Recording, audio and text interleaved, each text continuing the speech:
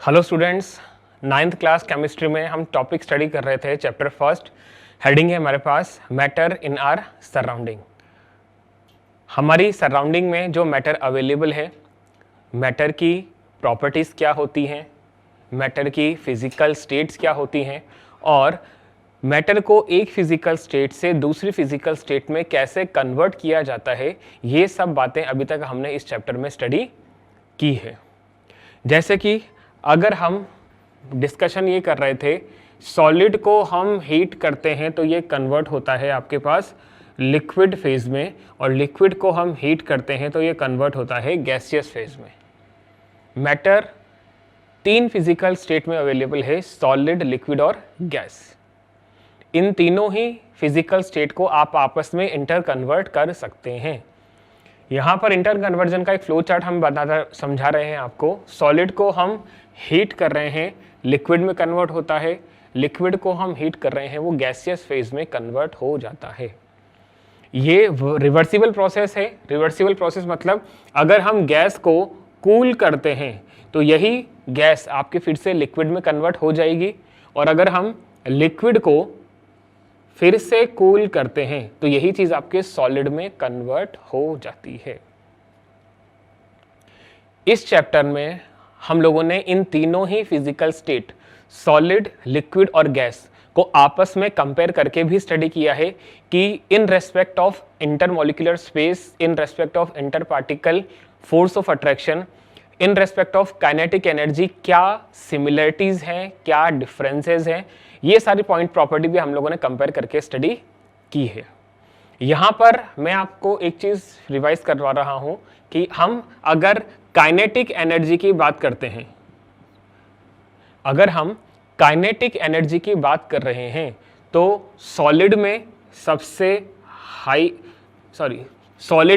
सबसे लो kinetic energy होती है, बहुत ही लो काइनेटिक एनर्जी है पार्टिकल की, नेग्लिजिबल हम कह सकते हैं सॉलिड के अंदर।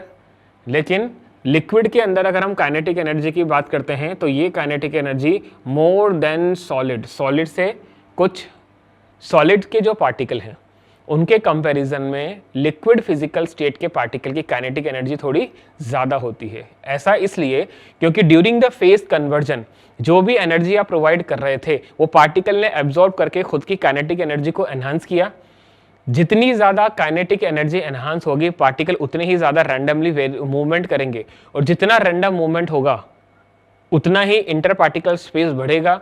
जितना स्पेस बढ़ गया उतना ही सब्सटेंस सॉलिड फिजिकल स्टेट से लिक्विड फिजिकल स्टेट में कन्वर्ट हो जाता है। तो ये हमारे पास में डिस्कशन था कि लिक्विड की जो काइनेटिक एनर्जी है वो सॉलिड से ज़्यादा होती है।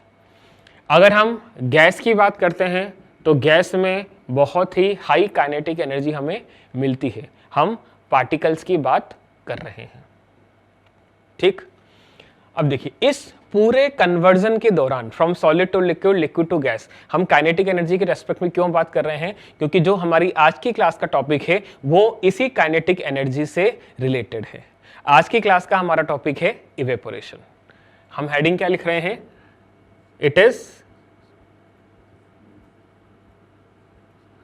इवेपोरेशन।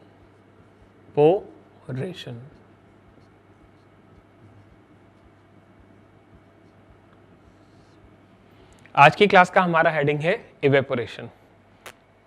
अब इवेपोरेशन हेडिंग आज की क्लास का है और हम बात कर रहे हैं फेज कन्वर्जन की। ये दोनों चीजें आपस में लिंक कैसे है, मैं इसके बारे में आपको एक बात समझाता हूं। देखिए, हम इस पूरे फेज कन्वर्जन के दौरान एक प्रोसेस डिस्कस कर रहे हैं, ये वाला, जब आपके लिक्विड जो है वो हीट एब्जॉर्ब करके खुद को गैसियस फेज में कन्वर्ट कर रहा है। ये जो रेड एरो मार्क्ड प्रोसेस है सॉलिड टू लिक्विड कन्वर्जन का, हम इस प्रोसेस को यहां पर एक बार रिवाइज कर रहे हैं। रिवाइज कैसे कर रहे हैं? लिक्विड को हीट दी, कन्वर्ट होगा गैसियस फेज में। इस पूरे प्रोसेस के दौरान लिक्विड एक्सपीरियंस करता है बॉइलिंग प्रोसेस को। कैसे, इसके बारे में हम बात कर रहे हैं। देखो, मान लीजिए हमारे पास में एक कंटेनर है। This is a container in which we are holding water molecule. There are a large number of water molecule available in the container. In the container we are collecting water, and after collecting water we are trying to heat them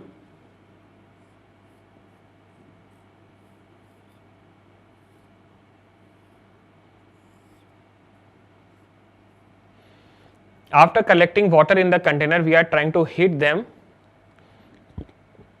When you are not heating, when we stored water in the container, जब हमने container में पानी को fill किया था, पानी का temperature है फॉर एग्जांपल हम रूम टेम्परेचर मान रहे हैं, इट इज़ 25 डिग्री सेल्सियस। जब हम हीट प्रोवाइड नहीं कर रहे हैं कंटेनर में, बस हमने पानी को कलेक्ट किया है, उस कंडीशन में जब हम पानी का टेम्परेचर मेजर कर रहे हैं तो पानी का टेम्परेचर रूम टेम्परेचर है विच इज 25 डिग्री सेल्सियस, जो हम कैलकुलेशन के लिए यूज करते हैं, हम वही यहां पर मान करके चल रहे हैं। अब अगर मैं इस कंटेनर में स्टोर्ड वाटर को बुनसेन बर्नर की हेल्प से हीट करने की कोशिश कर रहा हूं, होगा क्या? 25 डिग्री सेल्सियस से टेम्परेचर राइज हो गया मान लीजिए 30 डिग्री सेल्सियस। यहां पर एक चीज का ध्यान रखिएगा, टेम्परेचर को डिटेक्ट करने के लिए जो हम थर्मामीटर लगा रहे हैं, ये थर्मामीटर सिर्फ और सिर्फ वाटर की सरफेस पर कनेक्टेड है। ये जो थर्मामीटर हमने लगाया है ये वाटर की सरफेस पर कनेक्टेड है। अब होता क्या है, जब हम हीट नहीं कर रहे थे, ये 25 डिग्री सेल्सियस हमें टेम्परेचर मिल रहा था वाटर की सरफेस का, 25 डिग्री सेल्सियस थर्मामीटर में टेम्परेचर हमें शो हो रहा है। जैसे ही हमने इसको हीट देना शुरू किया, टेम्परेचर 30 डिग्री हमें इंडिकेट हो रहा है, तो वो भी हम थर्मामीटर के रेस्पेक्ट में ही तो जज कर पा रहे हैं। थर्मामीटर ही तो हमें इंडिकेट कर रहा है कि वाटर ने कितना टेम्परेचर बढ़ा लिया है, 25 डिग्री से 30 डिग्री सेल्सियस तक राइज हो गया है। इस प्रोसेस को एक बार हम समझते हैं। देखो, जब हम 25 डिग्री सेल्सियस पे थे, मतलब हम कंटेनर के वाटर को हीट नहीं कर रहे थे, तो क्या था, कंटेनर के सारे ही वाटर मॉलिक्यूल की काइनेटिक एनर्जी जो थी वो सेम है।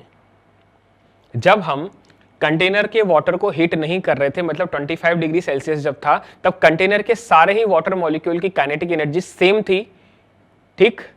अब जब हमने इस कंटेनर को हीट करना शुरू कर दिया है, when we are providing heating to the container, होगा क्या, ये कंटेनर जो है ये एक ये एक हीट कंडक्टर है। यहां से हो क्या रहा है, यहां से हीट जो है वो कंटेनर से पास होती हुई वाटर के कांटेक्ट में आ रही है, देखिएगा। और यहां पर मैं कलर डिफरेंस से आपको शो करने की कोशिश कर रहा हूं कि सबसे पहले हमारे पास कौन से water molecule heat energy absorb करेंगे। वो वाटर मॉलिक्यूल हीट एनर्जी को पहले एब्जॉर्ब करेंगे, पहले ग्रैब करेंगे जो इस कंटेनर के कांटेक्ट में है। जितने भी वाटर मॉलिक्यूल इस वार्म कंटेनर के कांटेक्ट में आते हैं, वो इससे काइनेटिक एनर्जी एब्जॉर्ब करके खुद की काइनेटिक एनर्जी को बढ़ा लेते हैं, इंक्रीज कर लेते हैं। अब हुआ क्या, इस पूरे कंटेनर में जो वाटर मॉलिक्यूल कंटेनर के कांटेक्ट में नहीं है उनकी एनर्जी तो कम है, और जो कांटेक्ट में है उनकी एनर्जी ज्यादा है। अगर दो पार्टिकल के बीच काइनेटिक एनर्जी का डिफरेंस है, बहुत ही कम अमाउंट का ही सही, लेकिन काइनेटिक एनर्जी का डिफरेंस है, तो उन दोनों में से जिसमें काइनेटिक एनर्जी ज्यादा होगी वो अपवर्ड डायरेक्शन में मूव करने की टेंडेंसी रखता है, खुद को अपवर्ड मूव लिफ्ट कर रहा होता है। कुछ टाइम के बाद क्या होगा, जितने भी वाटर मॉलिक्यूल इस कंटेनर के कांटेक्ट में थे, वो सारे के सारे water molecule heat energy grab करके खुद को सरफेस तक ले आते हैं। ये बात समझ में आ गई आप लोगों को? जैसे ही ये हॉट वाटर मॉलिक्यूल सरफेस की तरफ मूव कर गए, अब जो सेकंड मोस्ट लेयर थी उसके मॉलिक्यूल फिर से नीचे आ जाएंगे, फिर वो इस कंटेनर से अपनी काइनेटिक एनर्जी को ग्रैब करके खुद की काइनेटिक एनर्जी को बढ़ा लेते हैं। कुछ टाइम के बाद वो मॉलिक्यूल भी सरफेस तक चले गए, जब ये नीचे वाले बॉटम सरफेस वाले मॉलिक्यूल अपर सरफेस में मूव कर गए हैं, तो यहां पर नए वाले मॉलिक्यूल पोजीशन ले लेंगे। यही प्रोसेस फिर से रिपीट होगा। जो नए मॉलिक्यूल यहां पर कंटेनर के कांटेक्ट में आए थे वो भी एनर्जी को ग्रैब करके इस वाटर की सरफेस पर चले जाएंगे। ये प्रोसेस कंटिन्यूअस होता रहता है। तो यहां पर हमें यह बात समझ में आती है कि सरफेस के जितने भी वाटर मॉलिक्यूल हैं उनकी kinetic energy in comparison with जितने भी वाटर मॉलिक्यूल कंटेनर के बीच में है, बॉटम लेयर में है या मिडिल लेयर में है, उनकी काइनेटिक एनर्जी से ज्यादा होगी। देखो यहां पर हम दो लेयर डिस्कस कर रहे हैं। फॉर एग्जांपल ये बॉटम लेयर या अपर लेयर, ये आपको क्लियरली इंडिकेटेड है, क्लियरली आपको ये समझ में आ रहा है कि जो टॉप लेयर है उनके वाटर मॉलिक्यूल की काइनेटिक एनर्जी ज्यादा है, जबकि भी जो बॉटम लेयर है उस बॉटम लेयर के वाटर पार्टिकल की काइनेटिक एनर्जी कम है। हम अभी भी इसको हीट करते चले जा रहे हैं।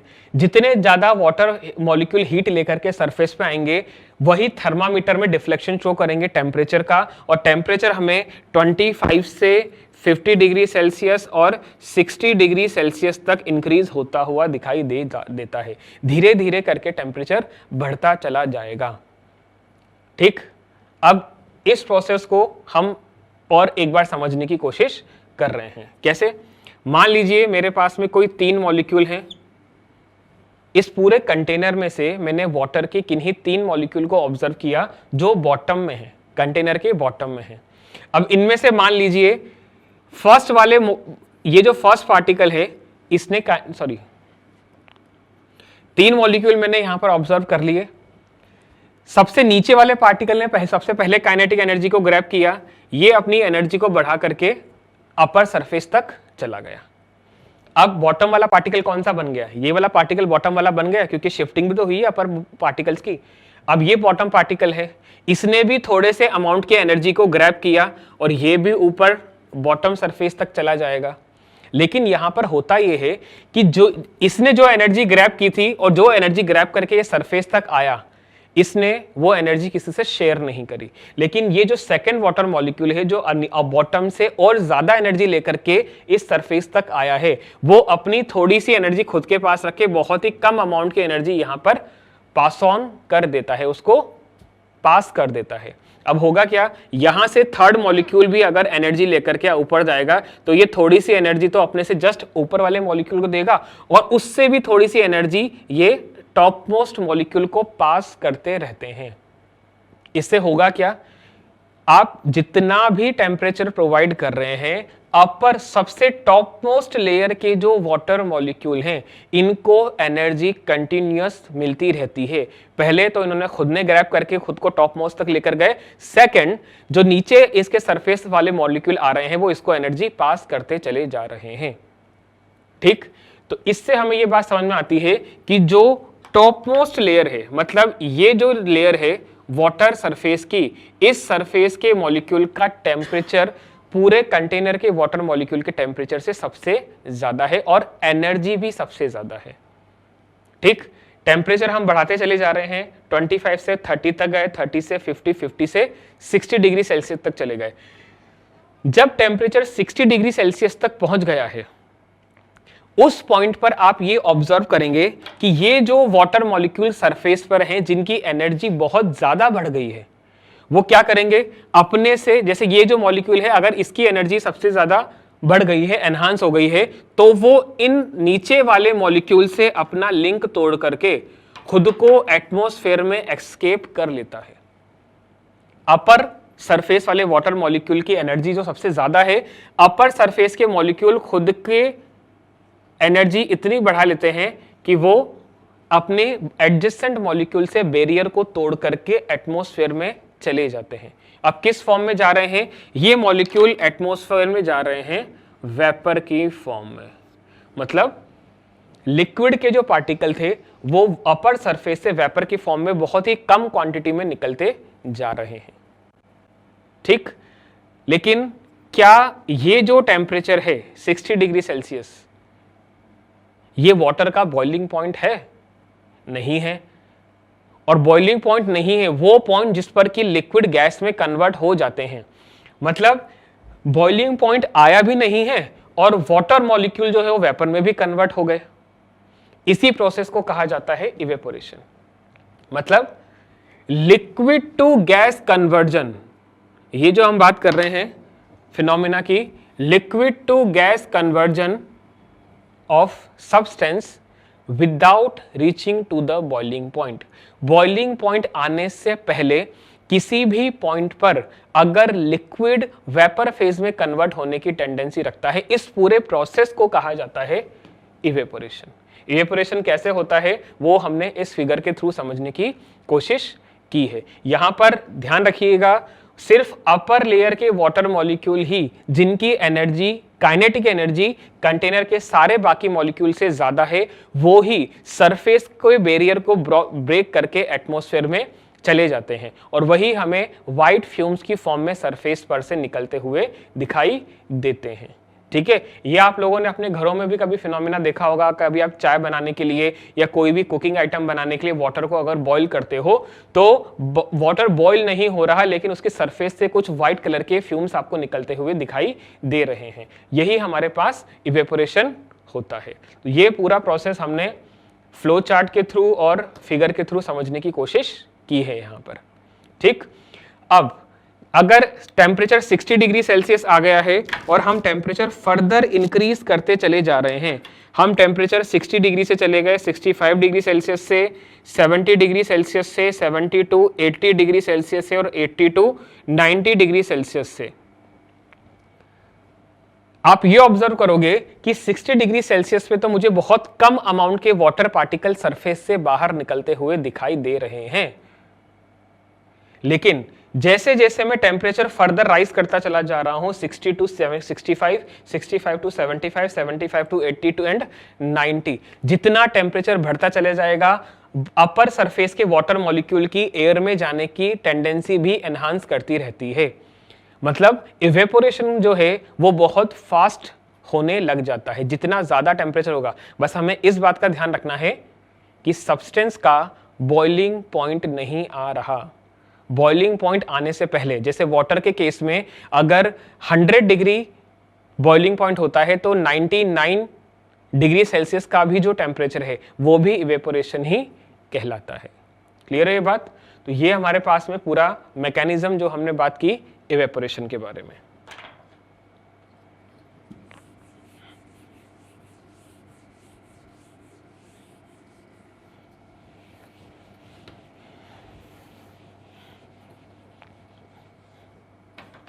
हम डेफिनेशन लिख रहे हैं, what is evaporation?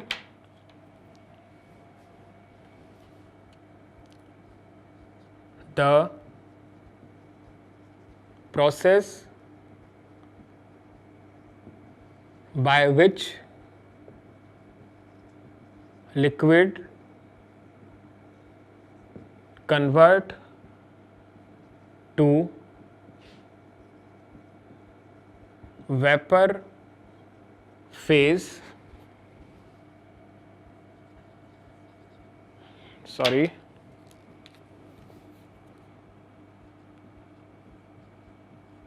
before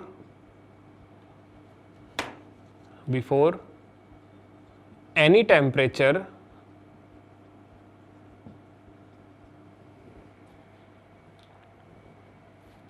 vapor phase at any temperature before boiling point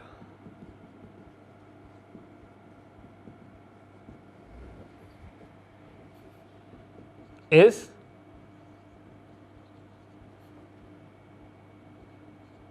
evaporation. What is evaporation? The process by which liquid convert to vapor phase at any temperature before boiling point.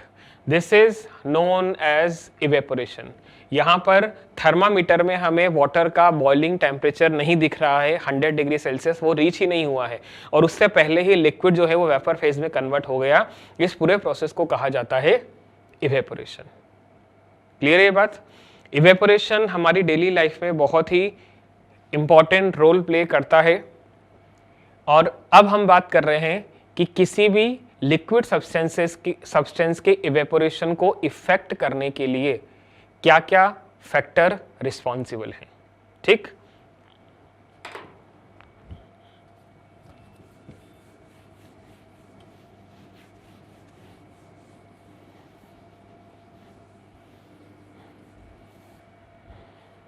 Next जो heading हम discuss कर रहे हैं, heading क्या है हमारे पास,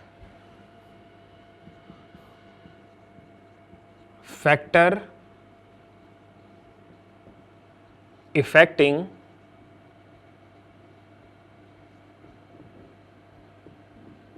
evaporation. जो इवेपोरेशन प्रोसेस होता है, उस इवेपोरेशन प्रोसेस को कौन कौन से फैक्टर इफेक्ट करते हैं, हम इसके बारे में बात कर रहे हैं। और सबसे फर्स्ट पॉइंट जो है इसके अंदर फैक्टर्स में हम बात कर रहे हैं सरफेस एरिया।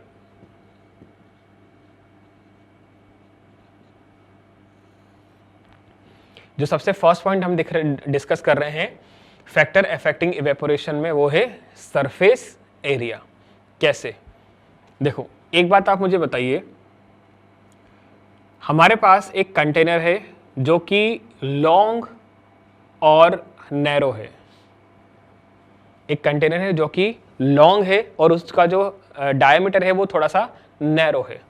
और दूसरा हम एक डिस्क ले रहे हैं, एक प्लेट ले रहे हैं जिसका डायमीटर तो ज़्यादा है लेकिन उसकी जो हाइट है वो बहुत कम है।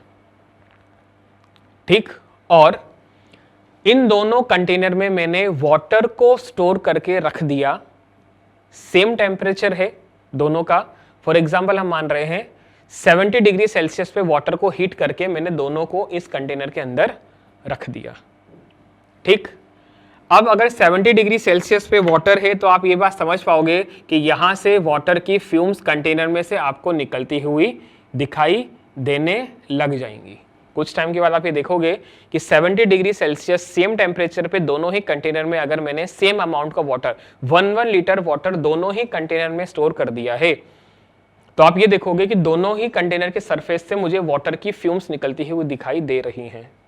अब सवाल ये उठता है कि कौन से कंटेनर का वाटर पहले ठंडा हो जाएगा, किसके टेम्परेचर में ड्रास्टिकली डिक्रीमेंट आएगा, पहले कौन ठंडा हो जाएगा। ये हमने प्रैक्टिकल लाइफ में भी देखा है। सीधी सी बात है, ये जो कंटेनर है जिसका एरिया, जिसका सरफेस एरिया वाइड है, उस कंटेनर का वाटर बहुत ही जल्द ठंडा हो जाता है, उसका टेम्परेचर डिक्रीज हो जाता है। डिक्रीज क्यों हो जाता है? क्योंकि यहां पर number of water molecule same है दोनों ही कंटेनर में, जो कि वेपर फेज में कन्वर्ट होने को तैयार हैं, लेकिन यहां पर सरफेस एरिया नैरो होने की वजह से उनको लिक्विड फेज से गैसियस फेज तक जाने में टाइम लग रहा है। लेकिन अगर यहां पर सरफेस एरिया ज्यादा है, इसका मतलब एक टाइम पर at a single point of time large number of particle liquid phase से गैसियस फेज में कन्वर्ट हो सकते हैं। और यही हमारे पास रीजन है कि सरफेस एरिया जितना ज्यादा होगा इवेपोरेशन उतना ही ज्यादा होता है। क्लियर है हमारे पास, आपके पास, आप लोगों को, कि हमारे पास सरफेस एरिया जो है इट इज डायरेक्टली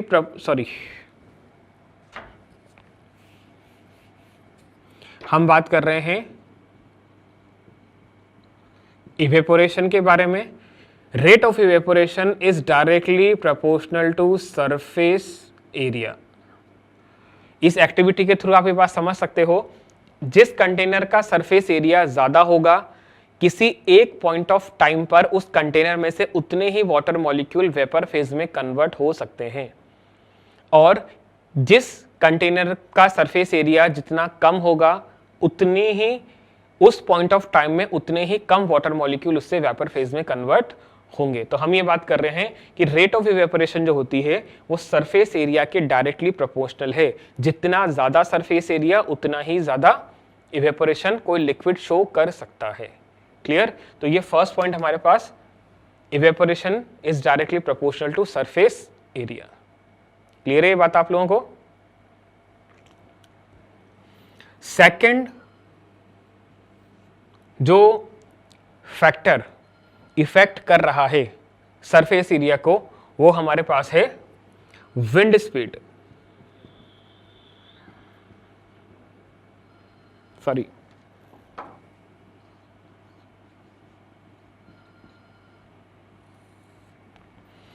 सेकेंड जो फैक्टर इफेक्ट कर रहा है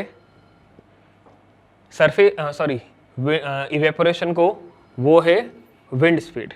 देखो, इसी एक्टिविटी को हम फिर से समझते हैं। अभी आपने कंपेयर किया कि जिस कंटेनर का सरफेस एरिया कम होगा उसमें रेट ऑफ इवेपोरेशन कम है, और जिस कंटेनर का सरफेस एरिया जितना ज्यादा होगा उससे रेट ऑफ इवेपोरेशन उतना ही ज्यादा होता है।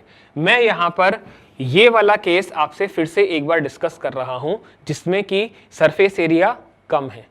अगर हम यहां पर रेट ऑफ इवेपोरेशन को एनहांस करना चाहें तो क्या एक्टिविटी की जा सकती है?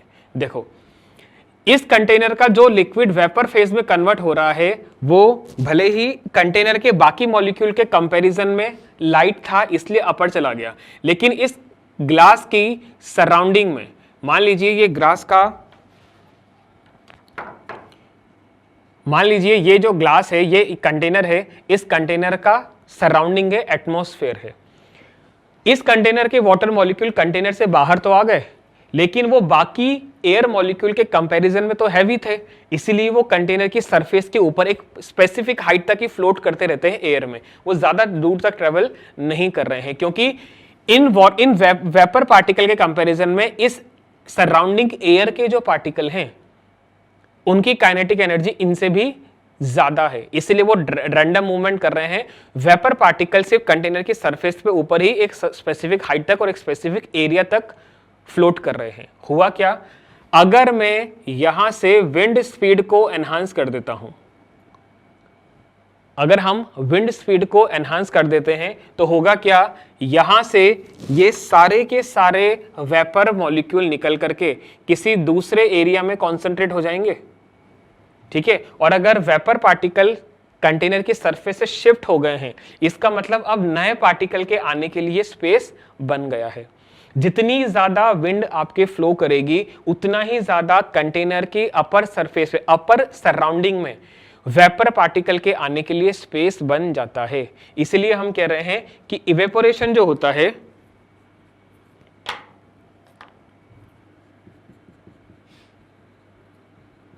रेट ऑफ इवेपोरेशन जो होती है, it is directly proportional to wind speed. जितनी ज्यादा विंड स्पीड होगी उतना ही ज्यादा इवेपोरेशन कंटेनर शो कर सकता है, चाहे सरफेस एरिया कुछ भी हो। जैसे अभी मैंने आपसे बात की, सरफेस एरिया नैरो है, लेकिन जितनी विंड चल रही है वो अपने साथ ऑलरेडी कंडेंस्ड वेपर को, कलेक्टेड वेपर को फ्लो करके लेकर चली गई। आने वाले नए पार्टिकल के लिए यहां पर जगह बन गई है, और अब नए पार्टिकल लिक्विड से वेपर फेज में कन्वर्ट होकर के सराउंडिंग में आ सकते हैं। तो यहां पर हमारे पास विंड स्पीड भी एक फैक्टर है जो कि रिस्पॉन्सिबल है हमारे इवेपोरेशन को इफेक्ट करने के लिए। दो फिनोमिना अभी तक हमने देखे जो आप लोगों के सामने हैं, पहला सरफेस एरिया और सेकंड है हमारे पास विंड स्पीड। थर्ड जो हम पॉइंट डिस्कस कर रहे हैं जो हमारे इवेपोरेशन मेथड को इफेक्ट करता है वो है humidity. Humidity in air. Humidity क्या होती है हम बहुत अच्छी तरह जानते हैं। हमारी एयर में जो वाटर पार्टिकल्स अवेलेबल हैं, जो ऑलरेडी वेपर फेज में वाटर पार्टिकल हैं वो फ्लोट कर रहे हैं, इसे ही आप ह्यूमिडिटी कहते हैं, ठीक है। अब इसी एग्जांपल को हम दोबारा से एक बार ऑब्जर्व स्टडी करने की कोशिश कर रहे हैं। हुआ क्या है, हमारे पास एक ग्लास है, सरफेस एरिया कम है, नहीं अब हम सरफेस एरिया कम वाला नहीं, हम एग्जांपल ज्यादा सरफेस एरिया वाला लेंगे।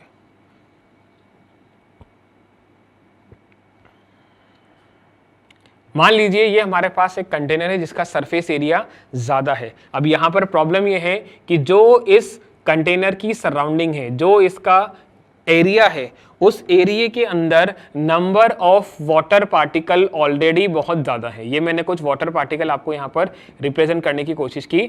यहां पर लिक्विड पार्टिकल ऑलरेडी प्रेजेंट है, ठीक है, लिक्विड पार्टिकल यहां पर ऑलरेडी प्रेजेंट है। अब अगर मैंने इस कंटेनर में लिक्विड को, फॉर एग्जांपल वाटर को मैं 70 डिग्री सेल्सियस पे हीट करके इस कंटेनर में कलेक्ट करने की कोशिश करता हूं, तो होगा क्या, जो सरफेस के वाटर मॉलिक्यूल्स हैं they are ready to convert into the vapour phase.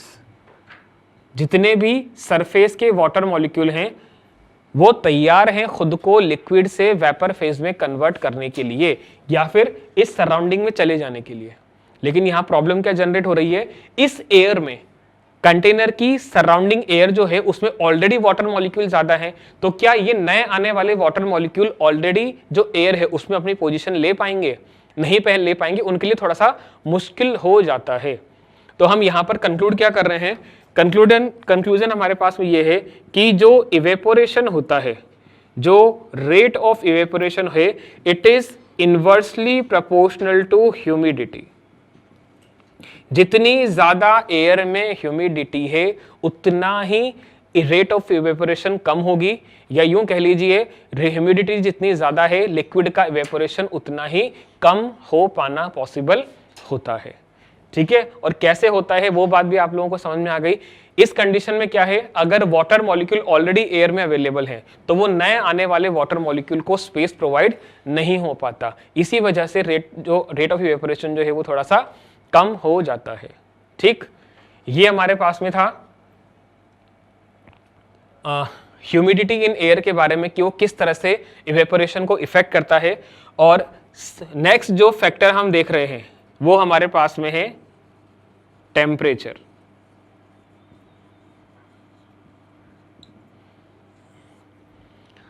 Temperature भी एक फैक्टर है जो हमारे रेट ऑफ इवेपोरेशन को इफेक्ट करता है। कैसे, मैं इसी एग्जांपल से आपको ये बात समझाने की कोशिश करता हूं। देखिए, हमारे पास जो कंटेनर की सराउंडिंग है, मान लीजिए उसके अंदर वाटर मॉलिक्यूल नहीं है, वो कंप्लीटली ड्राई है। अब अगर इस कंटेनर में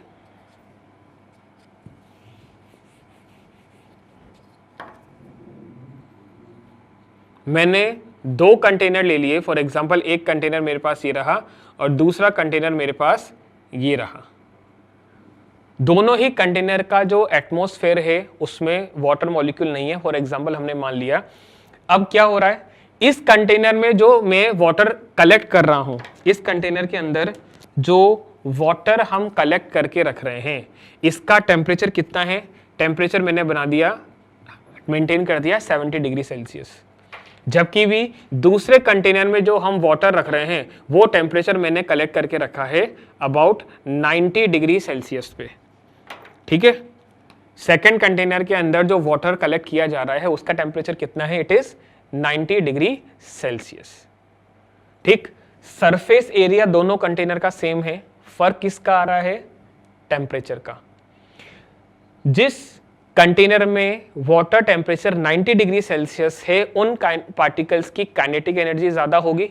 जितनी ज्यादा काइनेटिक एनर्जी होगी उतना ही रैंडम मूवमेंट वो करेंगे और पार्टिकल ज्यादा से ज्यादा एटमॉस्फेयर में लिबरेट होने की कोशिश करते हैं। ज्यादा से ज्यादा पार्टिकल जो है वो एटमॉस्फेयर में निकलते चले जा रहे हैं। तो आप ये देखोगे कि जो फ्यूम्स मुझे सेकंड कंटेनर जिसमें 90 डिग्री सेल्सियस का टेम्परेचर वाला वाटर स्टोर किया था उससे ज्यादा फ्यूम्स मुझे बाहर निकलती हुई दिखाई दे रही हैं। लेकिन क्या होगा, जिस कंटेनर में 70 डिग्री सेल्सियस का वाटर हमने कलेक्ट किया है उस कंटेनर की सरफेस से नंबर ऑफ वाटर पार्टिकल जो वेपर में कन्वर्ट हो रहे हैं, या यूं कहे जो व्हाइट फ्यूम्स मुझे निकलती हुई दिखाई दे रही हैं वाटर की, वो बहुत तो नहीं लेकिन हाँ comparison with the second container थोड़ी सी कम है। ठीक है, तो ये वेरिएशन किसका आया है, इवेपोरेशन का, टेम्परेचर की वजह से। तो हम एक कंक्लूजन और कर सकते हैं यहां पर। कंक्लूजन क्या है कि इवेपोरेशन जो होता है it is directly proportional to the temperature of liquid. Temperature हम कौन से किसकी बात कर रहे हैं, टेम्परेचर ऑफ लिक्विड की, कि कितने टेम्परेचर पे आपने वाटर को हीट किया है कि इवेपोरेशन कितना ज्यादा होगा या कितना कम होगा। आप देख सकते हो 70 डिग्री सेल्सियस वाले वाटर से वेपर कम रेट पे कन्वर्ट हो रही है, जबकि 90 डिग्री सेल्सियस वाले पर रेट ऑफ इवेपोरेशन ज्यादा है। देखो आप ये ना समझिएगा इस एग्जाम्पल में कि दोनों ही कंटेनर में से नंबर ऑफ पार्टिकल जो निकल रहे हैं वो भी अलग है, नहीं, दोनों ही कंटेनर में से नंबर ऑफ पार्टिकल तो सेम होंगे जो एटमॉस्फेयर में लिबरेट होंगे, क्योंकि 70 डिग्री सेल्सियस से रूम टेम्परेचर घट करके कितना आना है, 25 डिग्री सेल्सियस। 70 डिग्री सेल्सियस का पानी जब ठंडा होगा तो टेम्परेचर डिक्रीज होता होता रूम टेम्परेचर तक तो आएगा, टेम्परेचर कितना आ गया, 25 डिग्री सेल्सियस। सेम फिनोमिना क्या होना है, 90 डिग्री सेल्सियस वाले कंटेनर का टेम्परेचर भी डिक्रीज होकर के कितना आना है हमारे पास में, 25 डिग्री सेल्सियस।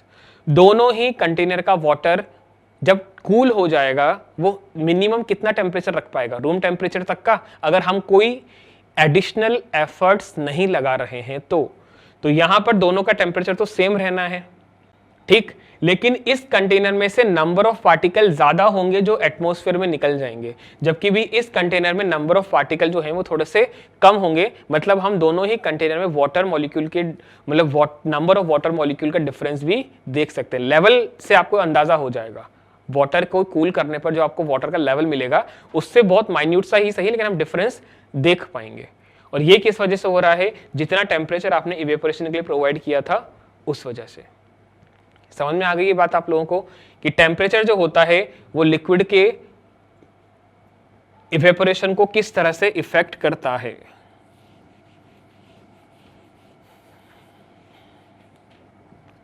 और नेक्स्ट जो फैक्टर हमारे पास में है जो हमारे इवेपोरेशन को इफेक्ट कर रहा है वो फैक्टर क्या है, नेचर ऑफ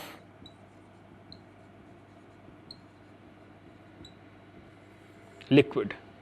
लिक्विड का क्या नेचर है, ये भी उस लिक्विड के इवेपोरेशन को किस तरह से इफेक्ट करता है, ये हम एक एक्टिविटी के थ्रू समझने की कोशिश कर रहे हैं। कैसे, मान लीजिए फिर वही हम कंटेनर तक पहुंच गए घूम करके है, हमारे पास एक कंटेनर है, दोनों ही कंटेनर का वॉल्यूम सेम रखा है हमने। यहां पर हम ले रहे हैं वाटर को जिसका बॉइलिंग पॉइंट है 100 डिग्री सेल्सियस। हम क्या ले रहे हैं, वाटर को जिसका बॉइलिंग पॉइंट कितना है,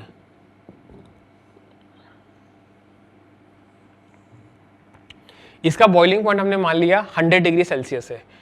सेकंड जो कंटेनर हमने लिया है, इस कंटेनर में हमने कलेक्ट कर लिया वाटर को, बॉइलिंग पॉइंट 100 डिग्री सेल्सियस। और सेकंड जो कंटेनर लिया है इसके अंदर हम कलेक्ट कर रहे हैं एल्कोहल को, और जो एल्कोहल है इसका बॉइलिंग पॉइंट है मेरे पास 70 डिग्री सेल्सियस। दो कंटेनर सेम वॉल्यूम के, एक में हमने स्टोर किया वाटर 1 लीटर वाटर, ठीक है, बॉइलिंग पॉइंट 100 डिग्री सेल्सियस।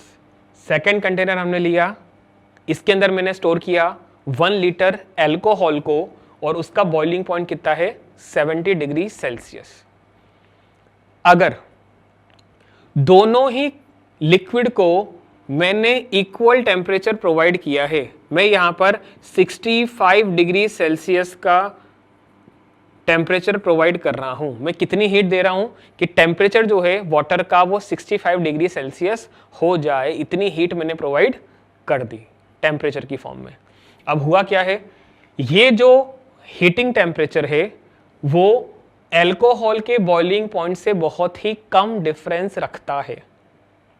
देखो पहले हमने बात की थी evaporation is directly proportional to temperature of liquid, यहां पर एल्कोहल का बॉइलिंग पॉइंट 70 डिग्री सेल्सियस है और मैं इसको हीट कर रहा हूं 65 डिग्री सेल्सियस पे, इनके बीच का डिफरेंस बहुत कम है। लेकिन अगर मैं वाटर को भी 65 डिग्री सेल्सियस पे हीट कर रहा हूं तो इसका बॉइलिंग पॉइंट है 100 डिग्री सेल्सियस, दोनों के बीच अबाउट 35 डिग्री सेल्सियस का डिफरेंस आ रहा है। यहां पर सिर्फ 5 डिग्री सेल्सियस का डिफरेंस है, यहां पर 35 डिग्री सेल्सियस का डिफरेंस है। ये आप समझ सकते हैं जो फोर्थ पॉइंट हमने डिस्कस किया था कि जो एल्कोहल है वहां से इवेपोरेशन ज्यादा हो रहा होगा, मतलब नंबर ऑफ पार्टिकल एल्कोहल को जो है जो लिक्विड फेज से वेपर फेज में जा रहे हैं वो बहुत फास्टली मूव कर रहे हैं इन कंपैरिजन विद वाटर। तो जो हम बात कर रहे थे कि नेचर ऑफ लिक्विड, यहां पर हम बात कर रहे हैं बॉइलिंग पॉइंट के बारे में। इवेपोरेशन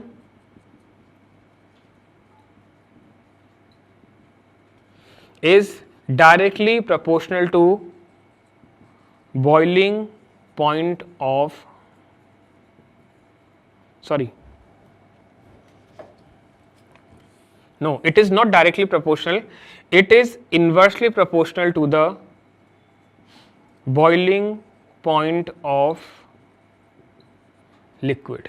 जितना कम बॉइलिंग पॉइंट होगा लिक्विड का, रेट ऑफ इवेपोरेशन उतना ही ज्यादा है, और जितना ज्यादा बॉइलिंग पॉइंट होगा लिक्विड का, रेट ऑफ इवेपोरेशन उतना ही कम होता है। तो ये हमारे पास में कुछ फैक्टर हैं जो इवेपोरेशन को इफेक्ट कर रहे हैं। हमारी डेली लाइफ में भी जो इवेपोरेशन होता है हम उसको इन सब से रिलेट करके देख सकते हैं। ठीक, चलिए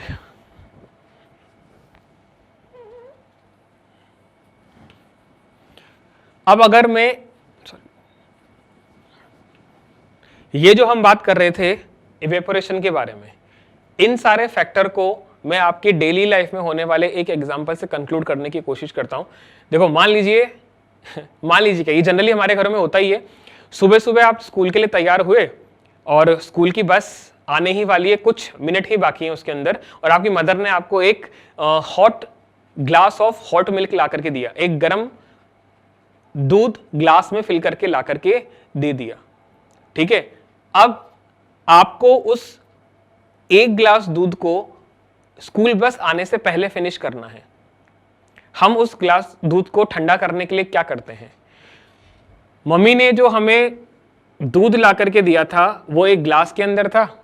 जनरल प्रैक्टिस क्या होती है, जो एक ग्लास के अंदर था हमने उसे एक ऐसे कंटेनर में पोर कर लिया जिसका सरफेस एरिया ज्यादा होगा। ये आपने डेफिनेटली अपनी लाइफ में कभी ना कभी एक्सपीरियंस किया होगा।